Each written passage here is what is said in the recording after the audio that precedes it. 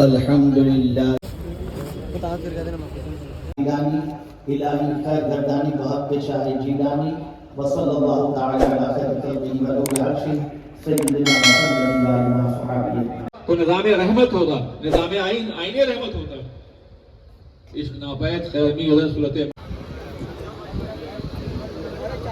الحمدللہ رب العالمین والعاقبۃ للمتقین و دیگر علماء ذوی الاحترام، سادات عظام و حاضرین و ناظرین سنی اجتماع، السلام علیکم ورحمۃ اللہ وبرکاتہ. میرے پیارے آقا صلی اللہ تعالی علیہ وسلم کے پیارے دیوانوں، جس آیے کریمہ کی تلاوت کا میں نے شرف حاصل کیا، اس سے متعلق کچھ معروضات پیش کرنے سے پیشتر آقا کریم رؤوف و رحیم علیہ التحیۃ والتسلیم کی بارگاہ بے کس پناہ میں جس طریقے سے میں پڑھاؤں، عقیدت و محبت میں ڈوب کر اسی طریقے سے درود و سلام کا نذرانہ پیش کریں. الصلاۃ والسلام علیک یا رسول اللہ، الصلاۃ والسلام علیک یا حبیب اللہ، الصلاۃ والسلام علیک یا نبی اللہ، الصلاۃ والسلام علیک یا نور اللہ، وعلی آلک و اصحابک یا حبیب اللہ، صلی اللہ تعالی علیہ وسلم. ہم اور آپ ایک ایمان افروز خطاب حضور مفکر اسلام سے سماعت کر رہے تھے، اور یقیناً بہت ساروں کے دلوں کے اندر یہ جذبہ پیدا ہوا ہوگا کہ قرآن مقدس کی عظمت اور قرآن مقدس سے اپنے تعلق کو مضبوط سے مضبوط کرنے کی کوشش کریں. علیہ وسلم کے پیارے دیوانوں، دن بدن مسلمانوں کا تعلق اپنے دین سے کمزور ہوتا جا رہا ہے، اور دین ہی سے کمزور نہیں ہو رہا بلکہ اللہ سے بھی کمزور ہو رہا ہے، اور اللہ کے رسول صلی اللہ علیہ وسلم سے بھی تعلق کمزور ہوتا جا رہا ہے. آپ ذرا سوچیں، اللہ رب العزت جل جلالہ کو ماننے والا جو ہوتا ہے اس کا تعلق اپنے رب سے کیسا ہونا چاہیے؟ اللہ کے رسول صلی اللہ تعالی علیہ وسلم کو ماننے والے کا تعلق اپنے نبی سے کیسا ہونا چاہیے؟ کبھی ہم نے قرآن و حدیث کی روشنی میں اس کو جاننے کی کوشش نہیں کی، بلکہ آج چند پروپیگنڈے کی بنیاد پر وہ طبقہ جن کو اللہ عز و جل نے دنیاوی دولت سے اور دنیاوی علم سے مالا مال کیا ہے، کیفیت ایمان کے ختم ہونے کی ابتدا ہے. اگر کسی کے سینے میں یہ کیفیت پیدا ہو جاتی ہے اور دل میں یہ خیال پیدا ہو جائے تو یہ سمجھ لینا چاہیے کہ اس کا ایمان سکرات کے عالم میں ہے. اے رسول اعظم صلی اللہ تعالی علیہ وسلم کے پیارے دیوانوں، یہ کیفیت صرف دانشگاہوں میں، دنیاوی دانشگاہوں میں پڑھنے والے طلبہ یا پروفیسرز یا انٹلیکچوئل کی پوزیشن نہیں ہے، اور نہ کارپوریٹ جگت سے تعلق رکھنے والوں کی پوزیشن ہے، بلکہ کبھی کبھی تو ایسا ہوتا ہے کہ اسلامی لبادہ پہنے ہوئے بہت سارے مسلمان بھی شکوک و شبہات کے شکار ہو جاتے ہیں، اور ایک جملہ بڑا عجیب کہتے ہوئے نظر آتے ہیں، مولانا بھلائی کا زمانہ نہیں ہے. بڑی پیاری بات کسی مفکر نے اس کے جواب میں کہی ہے، بھلائی کا زمانہ تو ہمیشہ ہوتا ہے، لیکن اگر تم بھلائی کا صلہ انسان سے چاہتے ہو تب تم ٹھوکر کھا رہے ہو. اگر تم بھلائی کا صلہ اللہ سے چاہتے ہو تو کبھی بھلائی کرنے میں ہچکچاہٹ تمہیں پیدا نہیں ہوگی. اگر آج زمانے کے انسانوں کی زبان پر اچھائیوں کے حوالے سے یہ جملے مل رہے ہیں تو انسان نے اپنے کام کے صلے کو، عبادت کے صلے کو، اچھائی کے صلے کو انسان سے اس کا صلہ چاہنے کی تڑپ اس کے اندر پیدا ہوئی. نتیجتاً وہ یہ کہتا ہوا نظر آتا ہے. ورنہ جو قرآن اول روز سے یہ پیغام دے رہا ہو وَفَعِلُوا الْخَيْرِ لَعَلَّكُمْ تُفْلِحُونَ، بھلائی کے کام کرو تاکہ اللہ تمہیں کامیابی عطا فرمائے. تو بھلا اللہ ایسے کام کا حکم کیسے عطا فرمائے گا جس کام کے کرنے کے بعد تمہاری آبرو محفوظ نہ رہے اور تمہیں کوئی صلہ بھی نہ ملے. اللہ عز و جل یہ چاہتا ہے کہ تم جب کوئی کام کرو، بھلائی کا کوئی کام کرو، نیکی کا کوئی کام کرو، تو کبھی یہ ذہن میں تمہارے نہیں آنا چاہیے کہ میرے کام کی قدر بھی ہو، میرے کام کی تعریف بھی ہو، میرے کام کو سراہا بھی جائے. نہیں، بلکہ اللہ عز و جل جانتا ہے کہ قوم کا مزاج کیا ہے، انسانوں کی سچویشن کیا ہے، انسانوں کی کیفیت کیا ہے. انسان کا حال تو یہ ہے وَمَا قَدَرُ اللَّهَ حَقَّ قَدْرِهِ، انسانوں نے تو اپنے پیدا کرنے والے رب کی بھی جیسی قدر کرنی چاہیے ویسی قدر نہیں کی. لیکن بھلائی کرنے والے کی اگر کوئی دنیا قدر کرے یا نہ کرے، بھلائی چاہنے والے کی اگر کوئی سراہنا کرے یا نہ کرے، میرا مولا فرماتا ہے وَمَن تَتَوَّعَ خَيْرًا فَإِنَّ اللَّهَ شَاكِرٌ عَلِيمٌ، جو اللہ کی رضا کے لیے کوئی بھلائی کا کام کرتا ہے اللہ قدر کرنے والا بھی ہے اور جاننے والا بھی ہے. سوچ بدل رہی ہے، افکار و نظریات بدل رہے ہیں. آہستہ آہستہ انسان دین کے کاموں کے سلسلے میں، اچھائیوں کے کاموں کے سلسلے میں، اور اسی کے ساتھ ساتھ اللہ رب العزت جل جلالہ اور اس کے رسول صلی اللہ علیہ وسلم کے تعلق کے سلسلے میں اپنی زندگی کو بہت دور لے جا رہا ہے.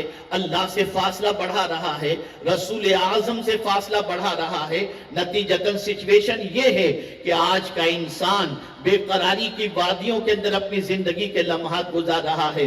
اس کی زندگی میں سب کچھ تو نظر آتا ہے، سکون نظر نہیں آتا، اطمینان نظر نہیں آتا، چین نظر نہیں آتا.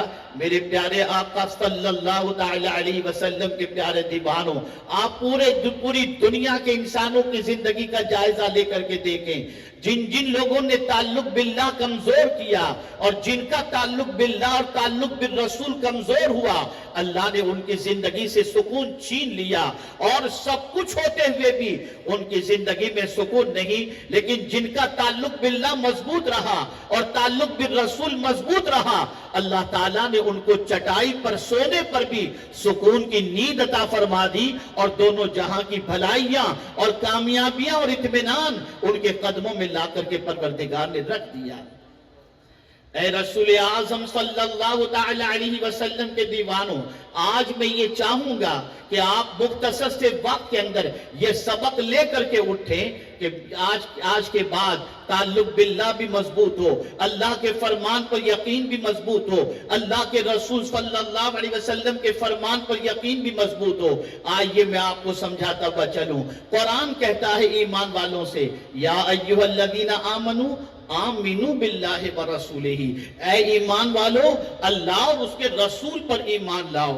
یا اللہ، ایمان والوں ہی سے کہا جا رہا ہے. لیکن میں زیادہ تفسیروں کی طرف جانے کی بجائے ایک تفسیر آپ کے سامنے پیش کرتا ہوں. ایک تفسیر یہ بیان کی گئی ایمان لاؤ یعنی جو زبان سے ایمان لا چکے ہو دل سے بھی ایمان لاؤ. تم نے کہا تو ہے کہ اللہ ہمارا رب ہے، تم نے کہا تو ہے کہ اللہ کے رسول آخری نبی ہیں، لیکن کیا تمہارا دل بھی اللہ کو اللہ مان رہا ہے؟ تمہارا دل بھی اللہ کے رسول کو آخری نبی مان رہا ہے؟ رسول کی باتوں پر تمہیں یقین ہے؟ اللہ کی باتوں پر تمہیں یقین ہے؟ میں محسوس کرتا ہوں اس وقت دنیا کے انسانوں کی زندگی کو. اور میں آپ کے سامنے بتاؤں, اللہ پر جس طریقے کا یقین ہونا چاہیے, مسلمانوں کا یقین آج اس درجے کا نظر نہیں آ رہا. بتائیے میرے پیارے آقا صلی اللہ تعالی علیہ وسلم کے پیارے دیوانوں, کیمرے کا دور چل رہا ہے. ہمیں بھی کہا گیا میدان میں اتنے کیمرے لگائیں, ہم بیٹھ کر پوری پبلک کا دیکھیں گے اور سارا جائزہ لیں گے, کہیں کوئی پرابلم نہ ہو. روڈ پر کیمرے, ایئرپورٹ پر کیمرے, ہر جگہ کیمرے رکھے گئے. جہاں جہاں انسان کو معلوم ہوتا ہے کیمرے لگے ہوئے ہیں, آدمی کیمرے کے حوالے سے مطمئن رہتا ہے کہ یہ کیمرہ مجھے دیکھ رہا ہے. بلکہ بہت ساری جگہوں پر تو یہ کیمرے لگا کر کے وہاں پر اسٹیکر لگا دیا جاتا ہے کہ آپ کیمرے کی نگاہ کے اندر ہو. آدمی الرٹ ہو جاتا ہے, ہوشیار ہو جاتا ہے. میں پوچھنا چاہتا ہوں, کیمرہ دیکھ رہا ہو اسپیڈ فاسٹ نہیں کرتے, کیمرہ دیکھ رہا ہو تم دکان نہیں لوٹتے. میں پوچھنا چاہتا ہوں, کیمرے کی وہ طاقت نہیں ہے, لیکن دنیا کے کا یقین سائنسی بارے میں تمہیں معلوم ہوتا اور تمہارا یہ یقین ہوتا کہ میرا پروردگار وہ ہے جو کیمرہ تو کچھ بھی نہیں, کیمرہ دل کی کیفیت کو نہیں دیکھ رہا, لیکن مولا فرماتا ہے یعلم خائنۃ الاعین وما تخفی الصدور. اللہ تمہاری آنکھوں کی خیانت کو بھی جانتا ہے, تمہارے دل کے چھپے ہوئے بھید کو بھی جانتا ہے. مجھے بتاؤ, کیمرہ دیکھ کر گناہوں سے بچ جاتے ہو, لیکن دل کے اندر جو دل کے جو بھید ہیں اس کو دیکھنے والی رب کی ذات ہے. آج انسان گناہ کرنے سے پہلے چھپنے کی کوشش کرتا ہے, کوئی دیکھے نہیں, کہاں چھپو گے؟ ان اللہ لا یخفی علیہ شیء فی الارض ولا فی السماء, کہ بے شک کوئی چیز ایسی نہیں زمین و آسمان کی جو اللہ سے چھپی ہوئی ہو. میں پوچھنا چاہتا ہوں, اگر یقین ہوتا, اگر اللہ کے دیکھنے پر کامل یقین ہوتا, تو کسی جگہ پر بھی انسان جا کر گناہ کرنے کے بارے میں ہما وقت سوچتا میرا رب مجھے دیکھ رہا ہے, پالنہار حقیقی دیکھ رہا ہے. نادانوں, کیمرے پر تو اتنا یقین ہو گیا کہ اس کے دیکھنے پر اسپیڈ سلو کر دیتے ہو, لیکن خدا کے بارے میں کتنا یقین کمزور ہے. وہ دیکھ رہا ہے اور تم گناہ کر رہے ہو, وہ دیکھ رہا ہے اور تم اس کی نافرمانی کر رہے ہو. میں پوچھنا چاہتا ہوں, کیمرہ دیکھ رہا ہے اور دیکھنے کے بعد تم کیمرے میں جرم کرتے پکڑے گئے تو تمہیں کچھ فائن دینی پڑے گی, دے کر چھٹ جاؤ گے. لیکن تم سوچتے ہو کہ نہیں, یہ فائن بھی نہیں جانی چاہیے, یہ جرمانہ بھی نہ ہماری جیب سے نہ جائے. میں تم سے پوچھتا ہوں, کیا اللہ کی پکڑ بھی کیمرے کی پکڑ سے زیادہ ہے؟ وہ کیسا دیکھتا ہے, اس کے دیکھنے کی سچویشن کیا ہے؟ تو قرآن کہتا ہے ان اللہ کان علیکم رقیبا.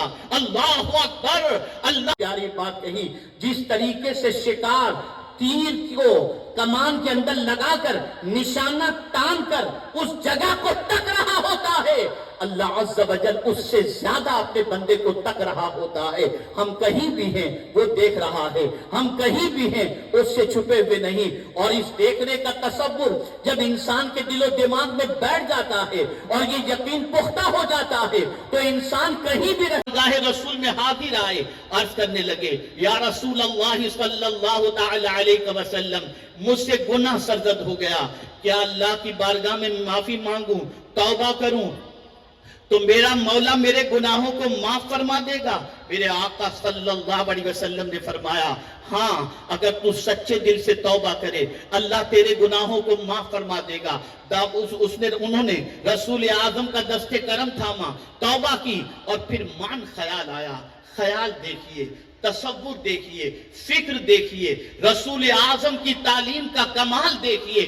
فوراً وہ صحابی حضور سے پوچھتے ہیں یا رسول اللہ صلی اللہ علیہ وسلم, جب میں گناہ کر رہا تھا تو کیا میرے مولا نے مجھے دیکھ لیا تھا؟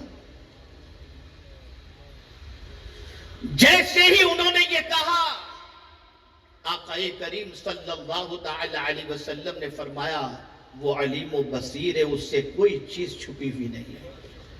جیسے ہی انہوں نے سنا, ایک چیخ ماری اور ان کی روح پرواز کر گئی.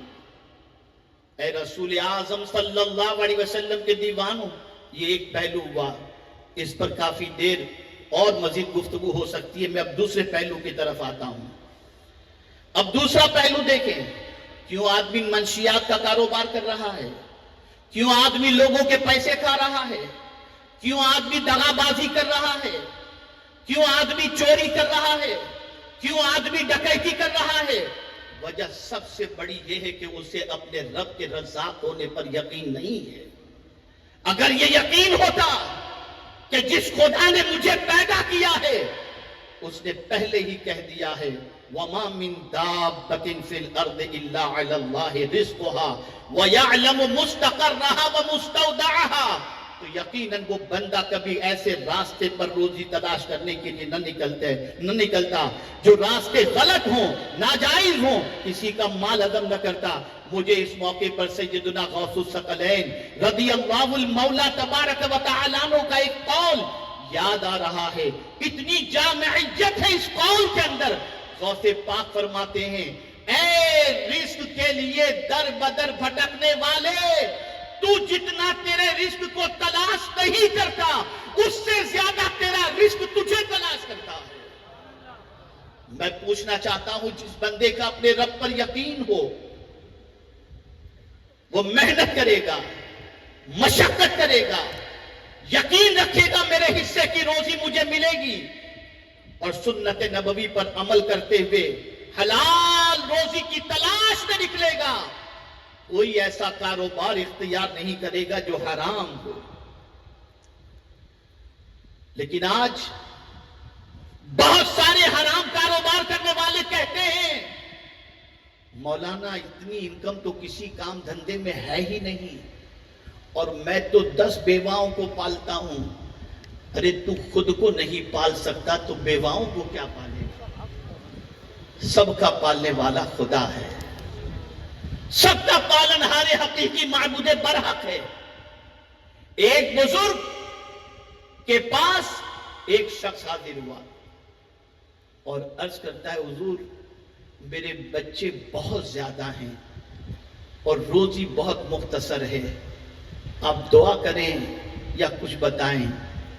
تو اب وہ بزرگ اس وقت اپنی کیفیت میں تھے، فرماتے ہیں سن، جس کے رزق کا ذمہ اللہ نے نہ لیا ہو اس بچے کو گھر سے نکال دے گھر سے۔ جب سب کے رزق کا ذمہ اللہ نے لیا ہے تو محنت کر، پالنا اس کا کام ہے۔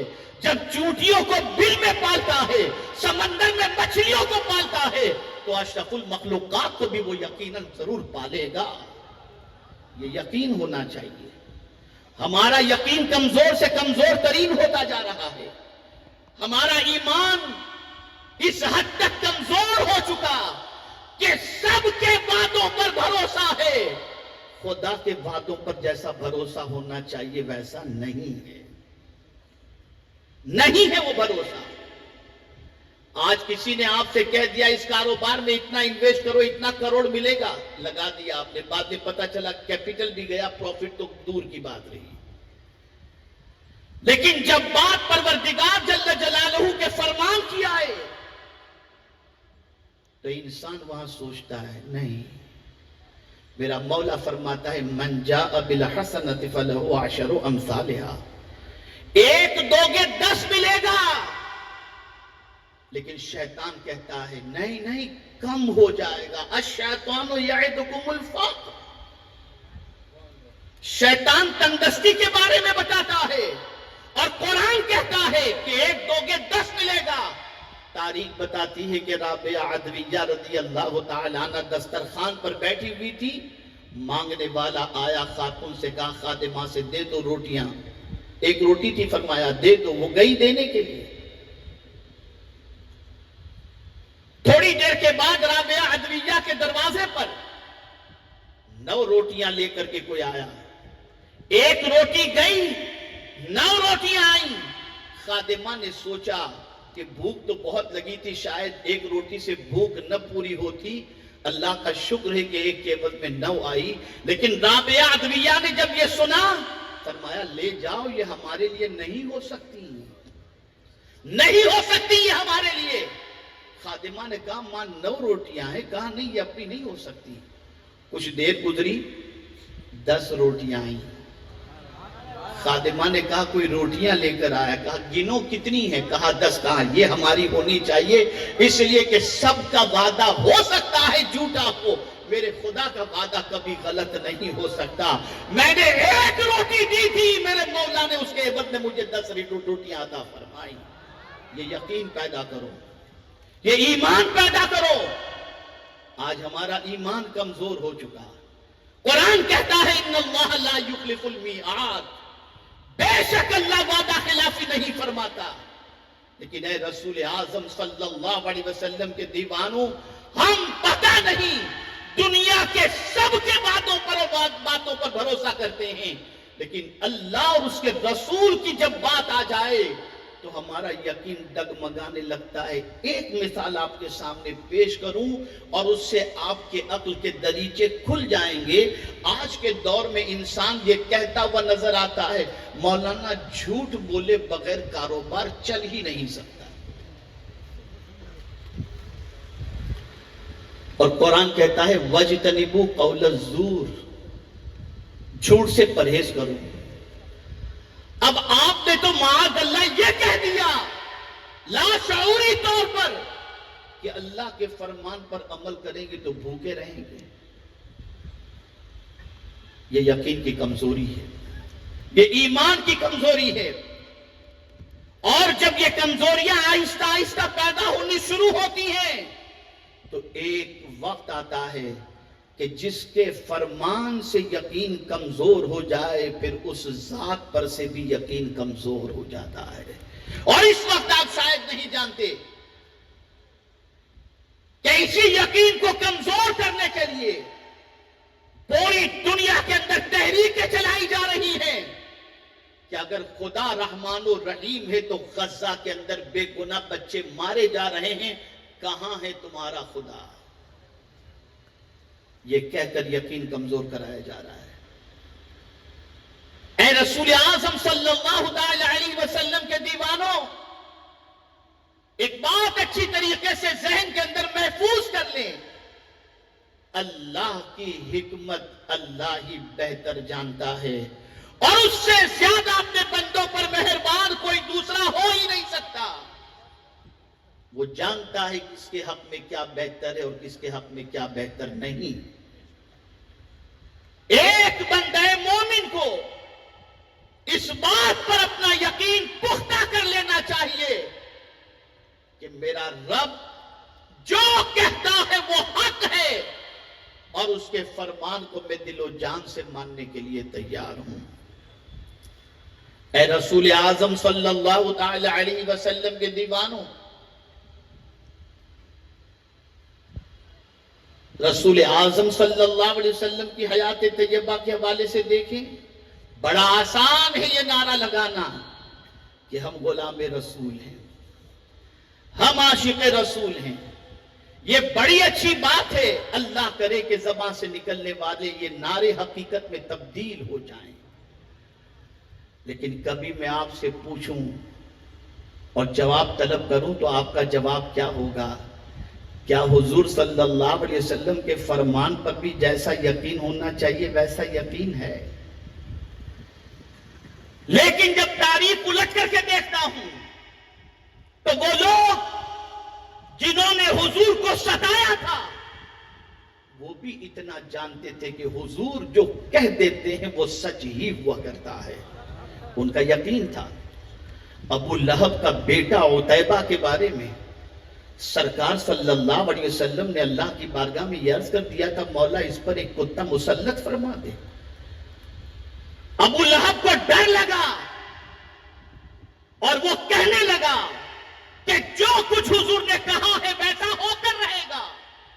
اس لیے جب ملک شام تجارت کا قافلہ لے کر جانے کا وقت آیا تو لوگوں کو کہتا ہے ذرا میرے بیٹے کو سنبھالنا، اس لیے کہ ایک کتے کے مسلط ہونے کی بات محمد صلی اللہ علیہ وسلم نے فرما دی ہے۔ گھیرے میں رکھتے تھے، اور ہوا یہی، رات کے وقت ایک شیر آتا ہے، سب کے منہ سونگتا ہے، اور پھر اس کے بعد اس کا منہ سونگتا ہے، اسے اٹھا کر لے جاتا ہے اور پھاڑ کھاتا ہے۔ اللہ اکبر! ابو لہب بھی جانتا تھا کہ حضور جو فرماتے ہیں وہ حق ہوا کرتا ہے، اسے بھی حضور کی باتوں پر یقین تھا اس اعتبار کا، تعصب کی بنیاد پر اس نے بھلے اسلام قبول نہیں کیا لیکن بات سچی ہونے کے سلسلے میں اس کو بھی یہ یقین تھا۔ اور اسی لیے آج جس ایمان کی ہمارے اندر ضرورت ہے اس ایمان کے حوالے سے قرآن ہمیں تقاضا کرتا ہے وَإِذَا قِيلَ لَهُمْ آمِنُوا كَمَا آمَنَ النَّاسِ، جیسا کہ جب کہا گیا لوگوں سے ان کی طرح ایمان لاؤ، کن کی طرح؟ صحابہ کے ایمان کی طرح۔ کیسا تھا صحابہ کا ایمان؟ ایک واقعہ سنیں۔ سرکار صلی اللہ علیہ وسلم معراج تشریف لاتے ہیں، سفر معراج سے، اور کہتے ہیں کہ رات کے مختصر سے حصے میں مسجد حرام سے مسجد اقصی اور ساتوں آسمانوں کی میں نے سیر کی، تو ظاہر سی بات ہے کہ گولڈن چانس مل گیا لوگوں کو اس بات کے انکار کروانے کا اور ٹھکرانے کا اور دوسروں کو ماننے والوں کو ورغلانے کا۔ سب سے پہلے صدیق اکبر کے پاس پہنچے، ابو بکر تم پڑھے لکھے ہو، آج بھی جو جاتے ہیں ورغلانے کے لیے وہ سامنے والے سے ایسے ہی کہتے ہیں آپ تو سمجھدار ہو، آپ تو صاحب عقل ہو، آپ تو پڑھے لکھے ہو۔ ایسے ان لوگوں نے جا کر کے صدیق اکبر سے کہا کیا بات ہے؟ کہا تمہیں معلوم ہے تمہارے دوست نے آج کیا دعویٰ کیا؟ کہا کیا دعویٰ کیا؟ کہا انہوں نے کہا کہ رات کے مختصر سے حصے میں مسجد حرام سے مسجد اقصی اور پھر ساتوں آسمانوں کی انہوں نے سیر کی۔ کیا یہ ماننے والی بات ہے؟ مسکرائے صدیق اکبر۔ اب ایمان دیکھیے، پوچھتے کیا میرے محبوب نے کہا ہے؟ کہا ہاں۔ کہا یہ تو کچھ بھی نہیں ہے، اگر اس سے بھی کوئی بڑی بات کہیں تو ابو بکر کہنے کو تیار ہے جو کچھ حضور نے فرمایا وہ سچ فرمایا ہے۔ یہ ایمان ہے۔ بس ایک واقعہ میں نے تھوڑا سا اشارہ دے دیا، اب اس اشارے کے اعتبار سے اپنے ایمان کو ہم نے ٹٹولنا ہے۔ جب قرآن پڑھو، جب مصطفیٰ جان رحمت صلی اللہ علیہ وسلم کی حدیث پڑھو، شک کو دل میں آنے مت دو، یقین کر لو کہ جو کچھ کہا گیا وہ سچ ہے اور ویسا ہی ہوگا جیسا اللہ نے کہا اور اس کے رسول نے فرمایا ہے۔ یہ یقین مضبوط کر لو۔ یہ یقین اعلیٰ حضرت کو بھی حاصل تھا، اعلیٰ حضرت کو بھی۔ ہم یوں ہی امام عشق و محبت پر اپنی جان نہیں چھڑکتے، ان کا ایمان اتنا پختہ تھا جس کی کوئی انتہا نہیں۔ بحری جہاز میں سفر کر رہے ہیں، سمندر میں طغیانی آتی ہے اور کشتی ہچکولے کھانے لگتی ہے، سب نے کفن نکال لیے کہ اب ڈوبے گی کشتی، اب جہاز ڈوبے گا، اب ڈوبے گا، تب ڈوبے گا، لیکن امام احمد رضا آرام سے بیٹھے ہوئے ہیں۔ پوچھنے والے نے پوچھا آپ کو ڈر نہیں لگتا؟ دیکھیے تو صحیح ہماری کشتی کی، ہمارے جہاز کی پوزیشن کیا ہے، طوفان میں ہمارا جہاز آ چکا ہے، بچنے کے بظاہر کوئی آثار نظر نہیں آ رہے، لیکن آپ کے چہرے پر اطمینان نظر آ رہا ہے، آپ کو ڈر نہیں لگ رہا؟ اعلیٰ حضرت جواب میں فرماتے سن لو، یہ جہاز کنارے پر لگ کر کے رہے گا، اس جہاز کو یہ سمندر کا طوفان نہیں ڈبا سکتا، اس لیے کہ مدینے کے تاجدار نے فرمایا ہے جو سفر کی دعا، سواری کی دعا پڑھ لے وہ سواری کبھی ڈوب نہیں سکتی، اور میں جب سوار ہوا تھا وہ دعا میں نے پڑھ لی تھی، مجھے یقین ہے کہ یہ جہاز ڈوبنے والا نہیں۔ تھوڑی دیر کے بعد طوفان تھم جاتا ہے اور پھر یہ جہاز کنارے پہ لگ جاتا ہے۔ یہ یقین پیدا کرو، یہ یقین پیدا کرو۔ آج شک پیدا کیا جا رہا ہے، آج تردد پیدا کیا جا رہا ہے، ڈاؤٹ پیدا کیا جا رہا ہے، ہم اندر سے کھوکھلے ہو چکے ہیں، ایک دم کھوکھلے ہو چکے ہیں، صرف زبانی ایمان ہماری زبان پر رہ گیا ہے، اندر کمزوری آ گئی۔ یہ یقین پیدا کرو۔ یقین پیدا کیسے ہوگا؟ 4 چیزوں سے۔ یقین پیدا کیسے ہوگا؟ 4 چیزوں سے۔ صاحب ایمان اور صاحب یقین کی صحبت اختیار کرو، ایسے علماء اور مشائخ کی صحبت اختیار کرو جن کی زندگی کے اندر اطمینان اور جن کی زندگی کے اندر ایمان اور یقین موجود ہو۔ دوسری چیز اللہ کی نشانیوں پر غور کرو. تیسری چیز عمل میں جد و جہد کرو. اور چوتھی چیز قرآن سے اپنے تعلق کو مضبوط کرو. انشاءاللہ یقین کی دولت نصیب ہو جائے گی. اب آخری بات عرض کر کے گفتگو ختم کر دوں. سچویشن کو پیش نظر رکھتے ہوئے میں نے یہ بات عرض کرنا مناسب سمجھا. بہت سارے غم ستا رہے ہیں ہمیں. آج کا یہ غم وہ پریشانی وہ فکر. حضرت فقیہ ابو اللیث سمرقندی رحمت اللہ تعالی علیہ نے فرمایا اچھے غم 3 ہیں. غم بھی اچھے ہوتے ہیں, فکر بھی اچھی ہوتی ہے. 3 فکریں اور 3 غم بہت اچھے ہیں. ہر انسان کو چاہیے کہ ہمیشہ اس غم و فکر کے اندر رہے کہ کہیں آخری وقت میرا ایمان سلب نہ ہو جائے. اپنے ایمان کے بارے میں فکر کرتا رہے اور اس غم کے اندر گرفتار ہو کہ کہیں آخری وقت میرا ایمان سلب نہ ہو جائے. دوسرا غم اور دوسری فکر فقیہ ابو اللیث سمرقندی رحمت اللہ تعالی علیہ فرماتے ہیں کہ احکام الہی کی پابندی نہ ہونے کا غم کہ اللہ ایسی میری کیفیت نہ بن جائے کہ تیرے حکم پر عمل کرنا میرے لیے دشوار ہو جائے اور پروردگار میں ایسے ماحول میں نہ گھر جاؤں کہ تیرے احکام کی بجا آوری مجھ سے نہ ہو سکے. بس اللہ عز و جل کی بارگاہ میں اس غم کو پیش کرو اور ہمیشہ دعا کرو اے اللہ زندگی کی آخری سانس تک ہم تیرے احکام کی بجا آوری اور تیرے احکام کو بجا لاتے رہیں. اور تیسرا غم اور تیسری فکر یہ ہے کہ اہل خصومت کا چمٹنا کہ کہیں ایسا نہ ہو جن کا دل ہم نے دکھایا, جن کی حق تلفی ہم نے کی, جن کو ہم نے ستایا, کہیں قیامت کے دن وہ ہم سے چمٹ کر اپنا حق نہ مانگ لیں. یہ غم بسا لو اپنے اندر, اس فکر کو بسا لو اپنے اندر. جب یہ غم و فکر ہماری زندگی میں داخل ہو جائیں گے تو پھر یہ غم نہیں انشاءاللہ العظیم ہمارے سکون کا سبب بن جائیں گے. اے رسول اعظم صلی اللہ تعالی علیہ وسلم کے دیوانوں, آج کے روح پرور سنی اجتماع میں حاضر ہونے والوں, اللہ اور اس کے رسول سے اپنے تعلق اور اپنے یقین کو مضبوط کر لو. دنیا میں بھی کامیابی ملے گی اور آخرت میں بھی انشاءاللہ کامیابی نصیب ہو جائے گی. بس آخری بات, سنی دعوت اسلامی کا پیغام ذہن میں محفوظ کر لیں, کریکٹ اور کنیکٹ. اپنے آپ کو درست کرو اور اپنے آپ کو اللہ اور اس کے رسول سے کنیکٹ کرو, اور اس سے کنیکٹ ہونے کے لیے آپ تحریک سنی دعوت اسلامی سے کنیکٹ ہو جاؤ. انشاءاللہ العظیم وہ راستہ بتایا جائے گا جس راستے پر چلنے کے بعد اللہ اور اس کے رسول جل جلالہ و صلی اللہ علیہ وسلم کی محبت دل میں پیدا ہو جائے گی.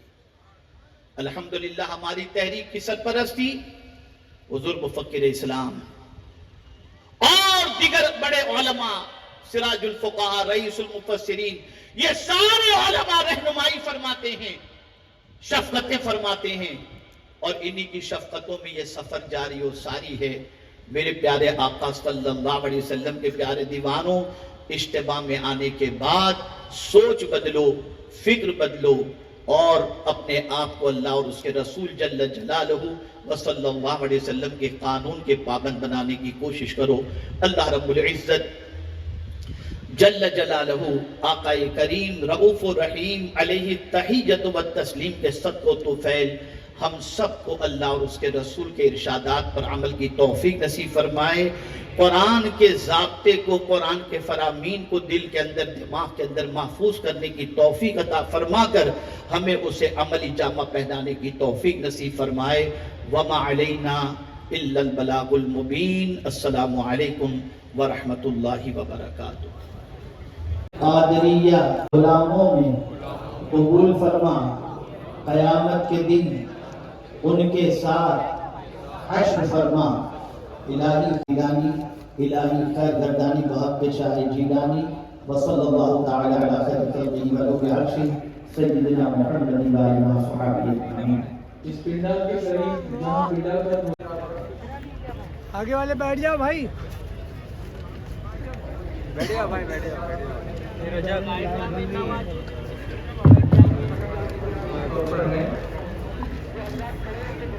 تو مرحوم سید باپو صاحب کے لیے کرے سیدنا مولانا محمد اللہم صلی علی سیدنا مولانا۔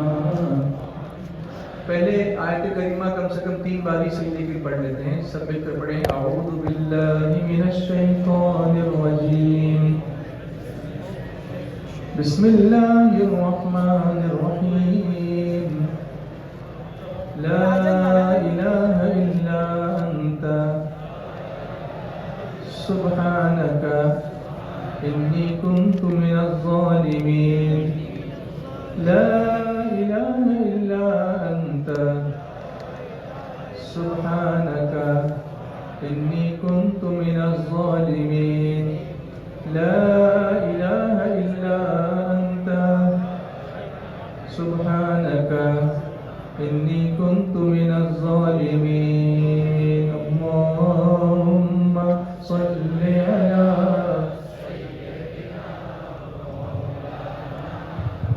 وعلی آلہ وصحبہ وبارک وسلم۔ استغفر اللہ، استغفر اللہ، استغفر اللہ ربی من کل ذنب واتوب الیہ، حسبی ربی جل اللہ، ما فی قلبی غیر اللہ، نور محمد صلی اللہ، لا الہ الا اللہ، لا الہ الا اللہ، لا الہ الا اللہ، لا الہ الا اللہ، لا الہ الا اللہ، لا الہ الا اللہ، لا الہ الا اللہ، لا الہ الا اللہ، لا الہ الا اللہ، الا اللہ، الا اللہ، الا اللہ، الا اللہ، الا اللہ، الا اللہ، الا اللہ، الا اللہ، الا اللہ، الا اللہ، الا اللہ، الا اللہ، اللہ، اللہ، اللہ، اللہ، اللہ،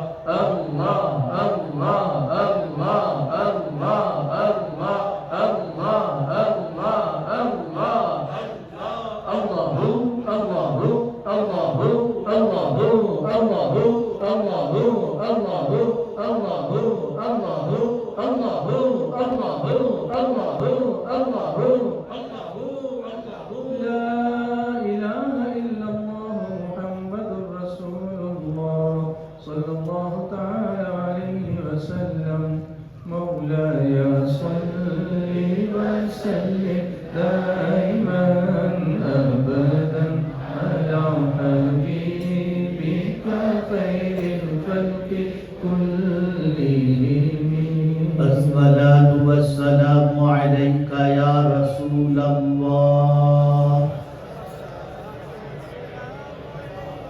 الصلاة والسلام عليك يا حبيب الله، الصلاة والسلام عليك يا نبي الله، الصلاة والسلام عليك يا نور الله، وعلى آلك وأصحابك يا حبيب الله، صلى الله تعالى عليك وسلم۔ میرے پیارے آقا صلی اللہ تعالی علیہ وسلم کے پیارے دیوانوں، ذکر الہی کے بعد اب دعا کا وقت ہوا چاہتا ہے۔ اپنی اپنی آنکھوں کو بند کر لیں، گردن کو جھکا لیں، دل و دماغ میں جتنے بھی تصورات و تخیلات آتے ہوں اسے نکالنے کی کوشش کریں۔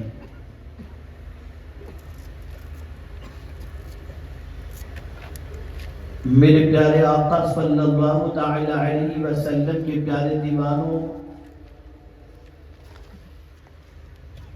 میرے رب کی شان بہت عرفہ و اعلیٰ ہے۔ دنیا کے انسان سے مانگو تو وہ ناراض ہو جاتا ہے، اور میرے رب کی شان یہ ہے کہ اس سے نہ مانگو تو وہ ناراض ہو جاتا ہے۔ یقیناً ہم مانگتے ہیں، لیکن جب مانگنے کے لیے اپنے لبوں کو جنبش دیتے ہیں تو کبھی دولت مانگتے ہیں، کبھی دنیا مانگتے ہیں، کبھی پریشانی سے چھٹکارا مانگتے ہیں۔ یہ سارا مانگنا برا نہیں، مانگ سکتے ہیں اور مانگنا بھی چاہیے، لیکن جس چیز کے مانگنے کو اللہ نے پسند بھی فرمایا اور مانگنے کا حکم بھی عطا فرمایا، وہ چیز ہے کہ اللہ کی بارگاہ سے مغفرت مانگو، بخشش مانگو۔ انبیاء کرام علیہم الصلاۃ والتسلیم کی دعائیں اٹھا کر ہم دیکھیں تو کہیں حضور یہ کہتے ہوئے نظر آتے ہیں، رب اغفر وارحم وانت خیر الراحمین۔ کہیں حضرت ابراہیم علیہ الصلاۃ والتسلیم یہ کہتے ہوئے نظر آتے ہیں، ربنا اغفر لی ولوالدی۔ کہیں حضرت آدم علیہ السلام یہ کہتے نظر آتے ہیں، ربنا ظلمنا انفسنا وان لم تغفر لنا۔ یہاں سے یہ بات سمجھ میں آئی کہ جو مانگنا چاہیے اس کو مانگنے سے ہم دور ہیں اور اس کی ہم پرواہ نہیں کرتے، اس لیے کہ اگر ہم أشهد أن لا إله إلا الله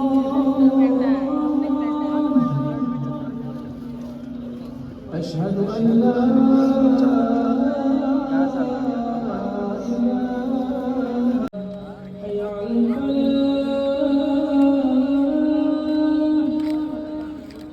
حي على الفلاح حي على الفلاح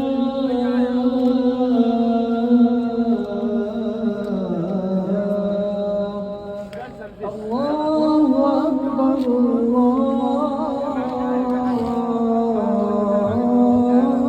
الله أكبر لا إله إلا الله۔ تو گائز دیکھ سکتے ہو ماشاءاللہ ابھی یہاں پہ عشاء کی نماز ہو رہی ہے، پھر عشاء کی نماز کے بعد سب رخصت ہو جائیں گے یہاں سے، کیونکہ دعا بھی ہو گئی ہے اور نماز کے بعد اجتماع مکمل ہو جائے گا۔ تو ماشاءاللہ دیکھ سکتے ہو پوری گراؤنڈ میں سب نماز پڑھ رہے ہیں عشاء کی۔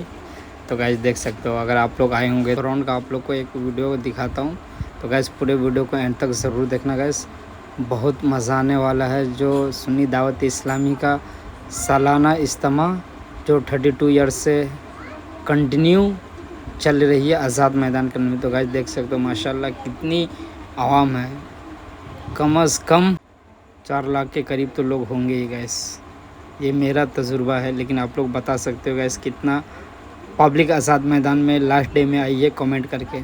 تو گائز آپ کے کامنٹ کا انتظار رہے گا۔ تو گائز ابھی نماز ختم ہوتی ہے، پھر اس کے بعد ابھی ہم لوگ یہاں سے نکلیں گے۔ تو ماشاءاللہ گائز دیکھ سکتے ہو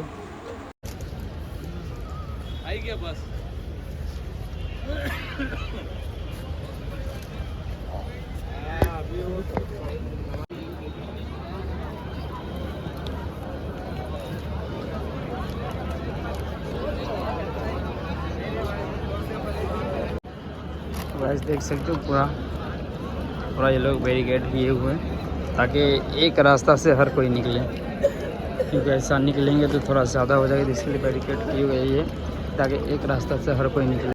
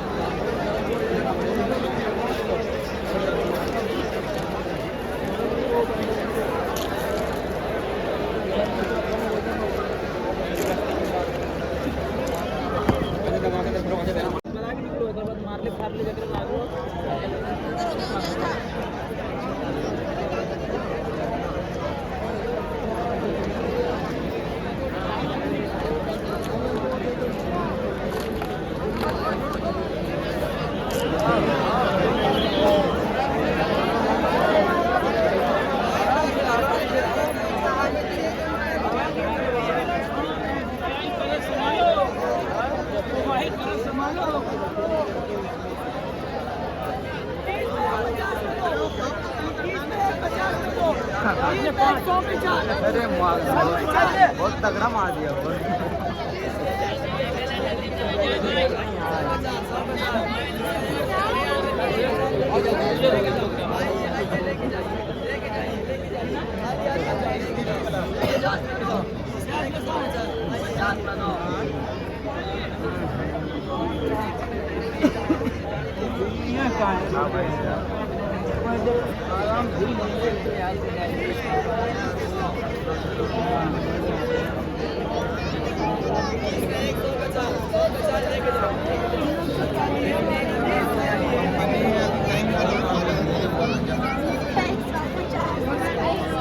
इलाकों में तहरीक सन्नत इस्लामी के इज्तिमात होते हो तो अपने बच्चों को जरूर उसमें भेजने की कोशिश करें।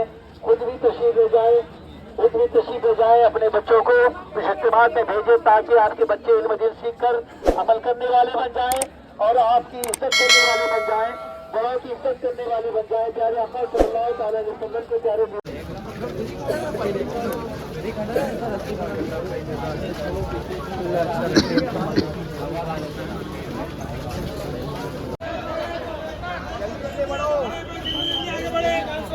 भाई जल्दी जल्दी आगे बढ़े। ज़रूर कमेंट करना कि आप लोग को ये वीडियो कैसा लगा। अगर वीडियो अच्छा लगा तो चैनल को लाइक कमेंट एंड सब्सक्राइब कर लेना। फिर मिलते हैं नेक्स्ट ब्लॉग में।